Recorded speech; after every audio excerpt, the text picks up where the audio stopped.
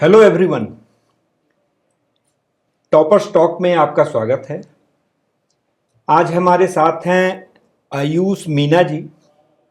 इन्होंने गेट 2025 में all India rank 34 प्राप्त किया है।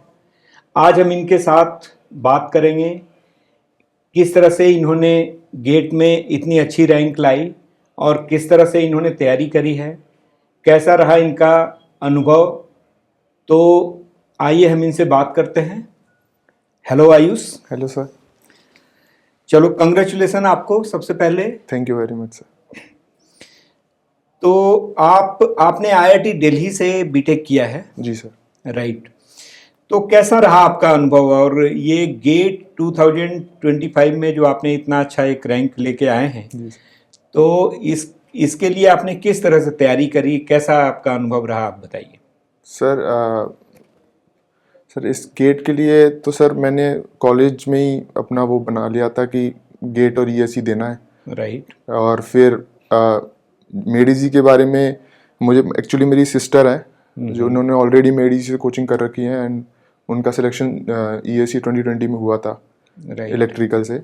तो फिर उनके थ्रू पता ही था मेडिजी का, तो फिर मैंने मेडिजी में एडमिशन लिया ऑनलाइन कोर्स के लिए कॉलेज के साथ। तो आप जैसे आईआईटी दिल्ली में आप पढ़ रहे थे, तो किस साल आपने आईआईटी दिल्ली कंप्लीट करा? सर मैंने 2023 में कंप्लीट 2023 में कंप्लीट करा। और किस साल आपने मेडिजी का कोर्स ज्वाइन किया था? सर मैंने मतलब 2022 के अंदर किया था। 2023 के टारगेट के लिए 2023 के टारगेट के लिए किया था। ओके, तो इसका मतलब आपने कॉलेज के साथ साथ ही ऑनलाइन लिया था या ऑफलाइन लिया था? सर मैंने ऑनलाइन कोर्स लिया था। ओके, ऑनलाइन कोर्स ज्वाइन किया था और कॉलेज के साथ आपने तैयारी करी है। बहुत चलो, ये भी एक बड़ी अच्छी बात है कि आपने एक साथ कॉलेज भी अटेंड किया और उसके साथ साथ गेट की भी तैयारी उसी समय से शुरू कर दी थी। राइट।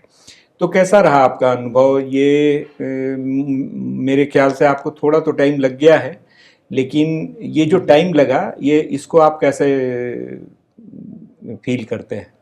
सर मतलब मेरे हिसाब से तो हर एक चीज़ का सही समय होता है। बिल्कुल बिल्कुल। तो जो पिछले साल मैंने ट्राई किया था खैर कि थोड़ा ठीक कर सकूं, बट कुछ चीज़ें मेरे से मैनेज नहीं हो पाई कि मैंने टाइम से क्वेश्चन सॉल्व नहीं कर पाया। रिवीजन में थोड़ा टाइम जो मेरे को यूजुअली लगना चाहिए था उससे ज़्यादा लगा मुझे। तो और मैं कॉलेज के साथ भी मतलब मैंने कोशिश की थी पूरी, बट एट द लास्ट में आते आते मेरे कुछ कमिटमेंट्स थे कॉलेज को लेकर, तो उसको पूरा करने के चक्कर में मेरा थोड़ा ये वाला पोर्शन नेग्लेक्ट हो गया था। ये होता है, कई लोगों के साथ होता है, सबके ऑलमोस्ट सबके साथ ही होता है, क्योंकि आपने कॉलेज के साथ इसको एक साथ उस समय आपको इतना टाइम भी नहीं मिलता होगा। तो कॉलेज के बाद मेरे ख्याल से आपने प्रॉपर फिर तैयारी शुरू करी होगी। राइट। यस सर, मतलब मैंने जो कोर्सेज थे जो क्लास में पढ़ाया जाता था वो तो मैं क्लासेस तो लेता था, बट जो मेरी कमी आ रही थी वो थी क्वेश्चन सॉल्विंग की आफ्टर द क्लास, बिकॉज मुझे टाइम नहीं मिल पाता था। थोड़े मेरे कमिटमेंट्स कॉलेज की वजह से। तो फिर मैंने इस साल क्या किया, मैंने नोट सारे बना लिए थे, मेरे पास क्वेश्चंस थे, मैंने क्लास के क्वेश्चन प्रैक्टिस करता रहता था, क्लास के तो कम से कम और वर्कबुक के थोड़े बहुत। फिर मैंने इस साल लास्ट ईयर मैंने सारे जो हमारे PYQs थे वो लगाए एज अ टेस्ट की तरह ही मैंने उसको लगाने की कोशिश की कि टाइम लिमिटेड टाइम में लगाने हैं, क्योंकि मोस्टली जो खेल रहता है गेट और ईएसई एग्जाम में कंटेंट रिटेंशन का रहता है मेरे ख्याल से।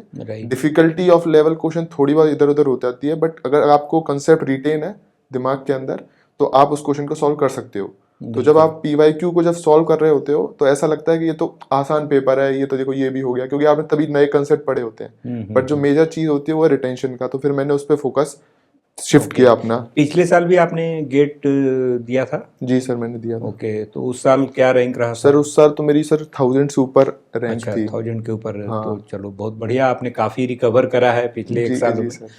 तो ये इतनी जो रिकवरी आपने करी, इसके लिए आपने मतलब आपके प्रिपरेशन में बेसिक स्ट्रेटजी क्या रही जिसके कारण आपका इतना अच्छा रैंक? बेसिक सर मैं कहूँ एक तो डिसिप्लिन।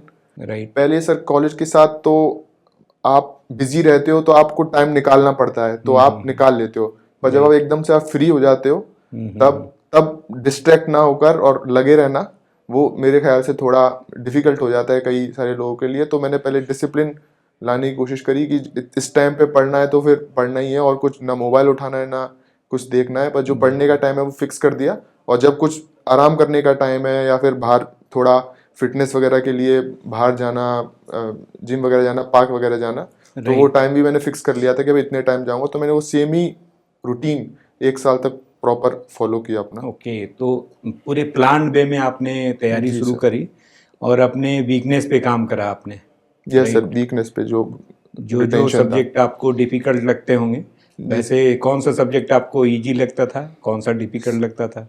सर इजी तो मेरे को थोड़े ये सोम वाले हो गए, सोम थोड़ा इजी लगता था, सॉइल थोड़ा इजी लगता था, आरसीसी का भी स्टार्टिंग वाला पोर्शन मेरे को थोड़ा इजी लगता था। राइट। एंड में आते आते जो अपना वो हो जाता है ना वॉल वगैरह, ईएससी स्पेसिफिक, गेट के लिए तो नहीं पर ईएससी स्पेसिफिक जो हो जाता है, तो उसमें थोड़ी डिफिकल्टी आती है कि रिटेंशन थोड़ी रखनी पड़ती है आईएएस कोड से रिलेटेड। बिल्कुल, उसमें थोड़े लंबे क्वेश्चंस भी होते हैं। और थोड़ा फ्लूइड मैकेनिक्स भी एंड वाला पोर्शन, थोड़ी इक्वेशन रिटेंशन में थोड़ा टाइम लगता है। Right right right.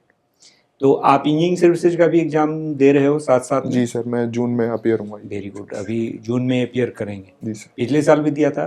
जी सर, पिछले साल दिया था मैंने। अच्छा, पिछले साल इंजीनियरिंग सर्विसेज का क्या रिजल्ट रहा? सर प्रीलिम्स में ही नहीं हुआ था सर मैं तो। अच्छा, ओके, चलो कोई बात नहीं।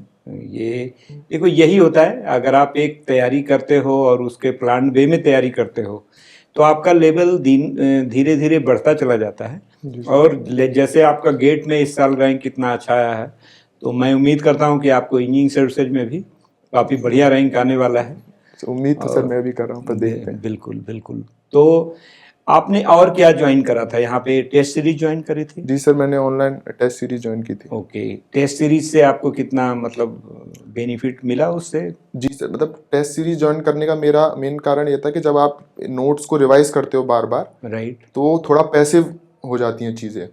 आप नोट पेज निकालते हो, आपको चीज़ें देखते ही मतलब आप थोड़ी झलक भी लेते हो तो आपको थोड़ा आइडिया लग जाता है, पर पेपर के अंदर आपको वो झलक लेने का वो आपके पास वो नहीं रहता टाइम।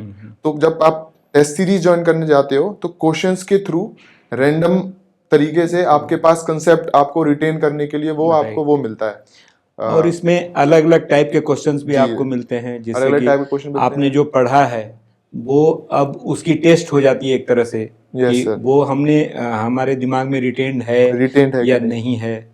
Very good. तो चलो, बहुत बढ़िया जर्नी रहा है आपका। अभी जो रैंक आया है, तो मैं उम्मीद करूंगा कि आप गेट में भी, गेट के साथ साथ ईएस में भी इसको कंटिन्यू करोगे।